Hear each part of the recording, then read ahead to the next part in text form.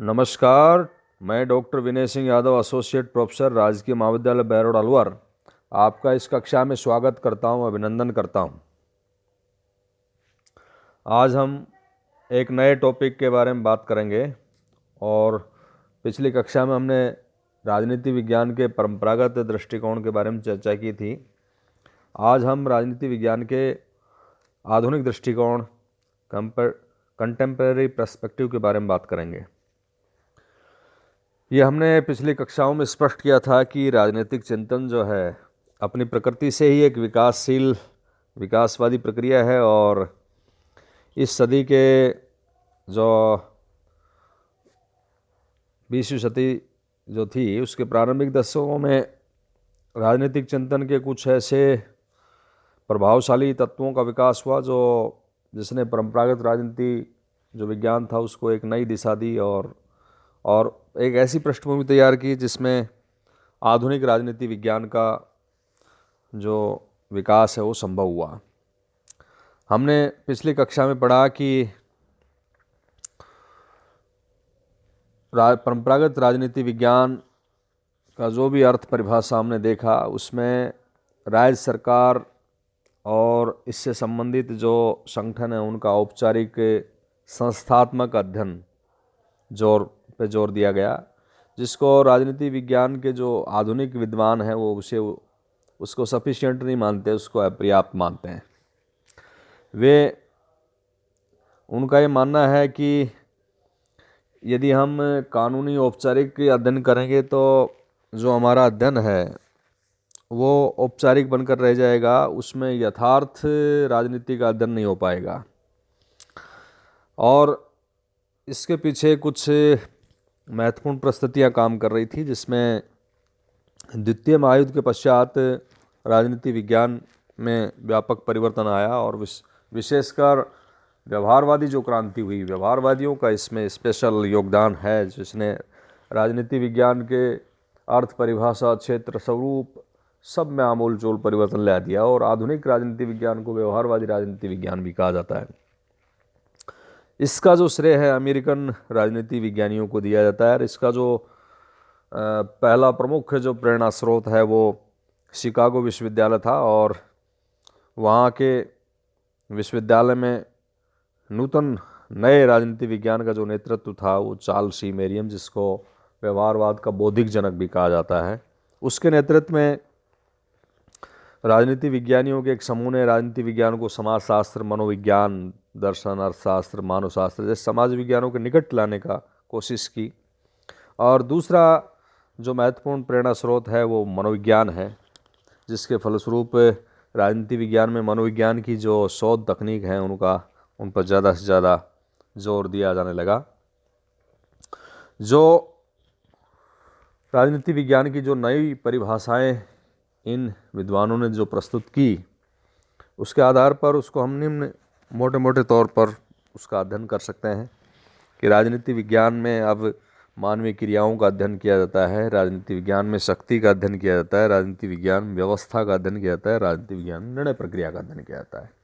ये द्वितीय महायुद्ध की परिस्थितियों का ऐसा प्रभाव हुआ कि राजनीति विज्ञान में अब कुछ नए आयाम जुड़े। अब जो व्यवहारवादी विद्वान थे, अनुभववादी विद्वान थे, वो चिंतन मूलक पद्धति के स्थान पर अनुभवात्मक पद्धति को अप्लाई करने लगे और ये अनुभववादी व्यवहारवादी जो विद्वान थे, इन्होंने राजनीति विज्ञान को मूलतः मनुष्य के राजनीति जीवन के जो क्रियाकलाप हैं उनके संदर्भ में ही मानव जीवन के सामाजिक, आर्थिक, धार्मिक अन्य पक्षों का अध्ययन करना इन्होंने जोर दिया उस पर। मतलब एक इंटरडिसिप्लिनरी अप्रोच को अप्लाई किया जाने लगा कि अब राजनीति विज्ञान का अध्ययन केवल राजनीतिक पक्ष के आधार पर नहीं बल्कि अन्य समाज विज्ञानों के संदर्भ में उसका अध्ययन किया जाए और ये देखा जाए कि जो इन संस्थाओं में काम करने वाले क्रियाकर्ता हैं, मनुष्य हैं, उनके राजनीतिक व्यवहार का अध्ययन इसमें किया जाए, उनकी मानवीय क्रियाओं का अध्ययन किया जाए कि वास्तव में वो किस तरह के क्रियाकलाप यथार्थ राजनीति में करते हैं। तो जो आधुनिक दृष्टिकोण है उसमें मानवीय क्रियाओं के अध्ययन पर जोर दिया जाने लगा, मनुष्य के राजनीतिक व्यवहार के अध्ययन पर जोर दिया जाने लगा। दूसरा है राजनीति विज्ञान शक्ति का अध्ययन। जहाँ परंपरागत राजनीति विज्ञान में हम देखते हैं कि राज्य सरकार और इससे संबंधित जो संस्थाएं हैं उनका औपचारिक संस्थात्मक कानूनी अध्ययन किया जाता था। अब जो मॉडर्न कंटेम्प्रेरी पर्सपेक्टिव है राजनीति विज्ञान का, उसमें ये देखा जाने लगा कि शक्ति के वास्तविक केंद्र कहाँ हैं और उस शक्ति पर नियंत्रण किसका है। तो इसमें विभिन्न विद्वान सामने आए, जिसमें लासवेल है, मैरियम है, मैक्स वेबर है, मर्गन्थेव है। ये शक्ति के अध्ययन पर जोर दिया जाने लगा और कैटलिन तो राजनीति को शक्ति का विज्ञान कहते हैं। बेकर जो है राजनीति को शक्ति से अपृथकरणीय मानते हैं। कैटलिन भी इसी प्रकार के विचार रखते हैं।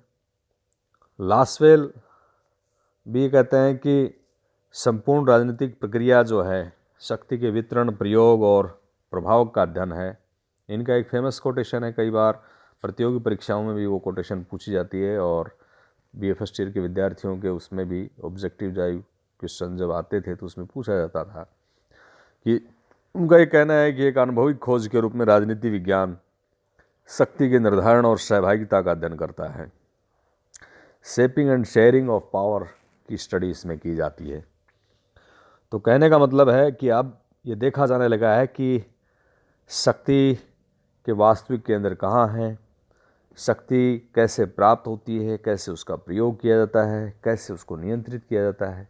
इन चीज़ों का अध्ययन अब राजनीति विज्ञान में किया जाने लगा। एक है राजनीति विज्ञान में व्यवस्था का अध्ययन नए दृष्टिकोण में, और इस दृष्टिकोण के जो समर्थक हैं उसमें आमंड है, ईस्टन है। इनका जो मानना है वो संपूर्ण समाज एक व्यवस्था है और राजनीतिक व्यवस्था उस संपूर्ण समाज व्यवस्था की एक उपव्यवस्था है और उसके एक अभिन्न भाग के रूप में ये होती है। और राजनीतिक व्यवस्था में अनेक संरचनाएं काम करती हैं, जैसे संविधान, सरकार के 3 अंग, राजनीतिक दल, दबाव समूह, जनमत, राजनीतिक दल, निर्वाचन इत्यादि, ये सब चीज़ें उसमें रहती हैं। और व्यक्ति का जो राजनीतिक व्यवहार है वो भी इस राजनीतिक व्यवस्था का एक अंग है। तो इसमें कुछ महत्वपूर्ण चीज़ों पर जोर दिया जाता है कि जैसे सामाजिक राजनीतिक प्रक्रिया, इस प्रक्रिया को प्रकट करने वाली जो स्ट्रक्चर हैं, संरचनाएं हैं, उनका अंतर संबंध, मनुष्य का राजनीतिक व्यवहार। तो ये एक नया अप्रोच अपनाया जाने लगा और राजनीतिक विज्ञान का जो स्वरूप है वो चेंज हो गया इससे। एक है राजनीति विज्ञान निर्णय प्रक्रिया का अध्ययन है। इस दृष्टिकोण को मानने वाले जो विद्वान हैं वो राजनीति विज्ञान को निर्णय प्रक्रिया और निर्णय प्रक्रिया का अध्ययन करने वाला विज्ञान मानते हैं। निर्णय प्रक्रिया जो है मानव जीवन का सार तत्व है। राजनीतिक निर्णय निर्माण हमारी संपूर्ण निर्णय व्यवस्था का एक भाग है। यदि राजनीति विज्ञान सरकार का अध्ययन है और सरकार का मुख्य कार्य क्या है, डिसीजन मेकिंग, निर्णय निर्माण, तो राजनीति विज्ञान में निर्णय निर्माण का विज्ञान कहा जा सकता है। और इस निर्णय प्रक्रिया को अपनाने में कौन निर्णय लेता है, किन तत्वों से प्रभावित होकर वो खास तरह के निर्णय लिए जाते हैं, इन चीज़ों का अध्ययन राजनीति विज्ञान में यथार्थवादी अध्ययन करने के लिए किया जाने लगा। तो ये जो आधुनिक राजनीति विज्ञानी हैं उनके दृष्टिकोण में ये चेंज आया कि अब वो राजनीति विज्ञान को शक्ति का विज्ञान मानने लगे। कौन क्या कब कैसे प्राप्त करता है, ये राजनीति की एक नई डेफिनेशन दी गई और इस तरह से राजनीति विज्ञान का जो स्वरूप है उसमें आमूल चूल परिवर्तन आ गया। अब उसका व्यवहारवादी, यथार्थवादी, अनुभववादी जो अध्ययन है, दृष्टिकोण है, वो विकसित हो गया। इसके बाद राजनीति विज्ञान के आधुनिक दृष्टिकोण के हिसाब से यदि राजनीति विज्ञान का क्षेत्र देखा जाए, अर्थात उसमें किन किन चीज़ों का अध्ययन किया जाता है, उसको देखा जाए तो उसमें कुछ सामान्य बातें जो हमने पहले भी चर्चा की हैं, उसके आधार पर हम कह सकते हैं कि जो आधुनिक दृष्टिकोण है उसमें क्षेत्र में भी जैसे अर्थ परिभाषा में परिवर्तन आया, उसी प्रकार उसके क्षेत्र में भी परिवर्तन आ गया। और क्या परिवर्तन आया कि पहले हम कानूनी औपचारिक अध्ययन पर जोर देते थे परंपरागत राजनीति विज्ञानी, तो अब उन संस्थाओं में जो काम करने वाले क्रियाकर्ता थे, व्यक्ति थे, उनके राजनीतिक व्यवहार के अध्ययन पर जोर दिया जाने लगा। और इन विद्वानों का ये मानना है कि मनुष्य के राजनीतिक व्यवहार को यथार्थ और सही रूप में समझने के लिए ज़रूरी है कि राजनीति विज्ञान के अध्ययन क्षेत्र में उन सभी राजनीतिक, गैर राजनीतिक भावनाओं, मान्यताओं, शक्तियों का अध्ययन सम्मिलित किया जाए जो मनुष्य के व्यक्ति के राजनीतिक व्यवहार को प्रभावित और निर्धारित करती हैं। इसी प्रकार विभिन्न जो अवधारणाएं हैं आधुनिक दृष्टिकोण के अनुसार उनका अध्ययन किया जाने लगा, जिसमें मुख्य रूप से शक्ति है, सत्ता है, प्रभाव है, निर्णय प्रक्रिया है, इससे संबंधित अध्ययन पर जोर दिया जाने लगा। और इनके अध्ययन क्षेत्र में उन सब अवधारणाओं का जो वैज्ञानिक अध्ययन है वो भी इसमें शामिल है।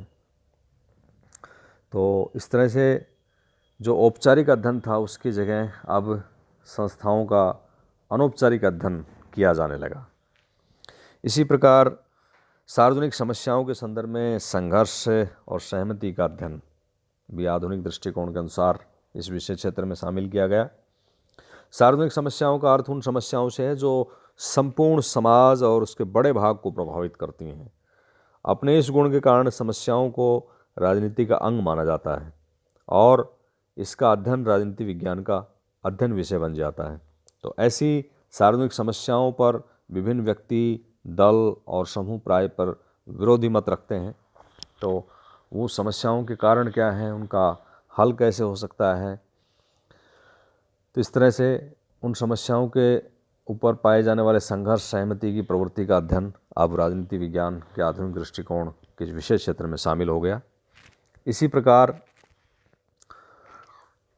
अंत अनुशासनात्मक दृष्टिकोण पर जोर दिया जाने लगा। पहले अपने विषय तक ही सीमित रहा जाता था, लेकिन अब दूसरे समाज विज्ञानों के संदर्भ में उस अध्ययन को किया जाने लगा।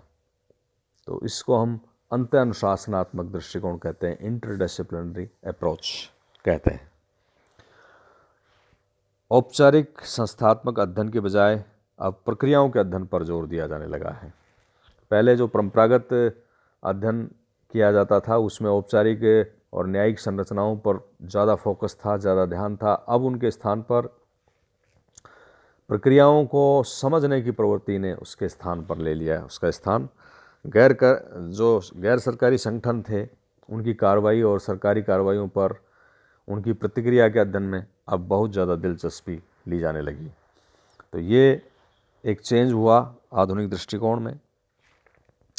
इस तरह से हम देखते हैं कि परंपरागत दृष्टिकोण जो राज्य सरकार का औपचारिक अध्ययन पर जोर देता था, अब उसके स्थान पर यथार्थवादी अध्ययन, मनुष्य के राजनीतिक व्यवहार में जो चल रही हैं प्रक्रियाएं उनको समझने, अंत अनुशासनात्मक दृष्टिकोण अर्थात अपने विषय का अध्ययन अन्य समाज विज्ञानों के संदर्भ में किया जाने लगा।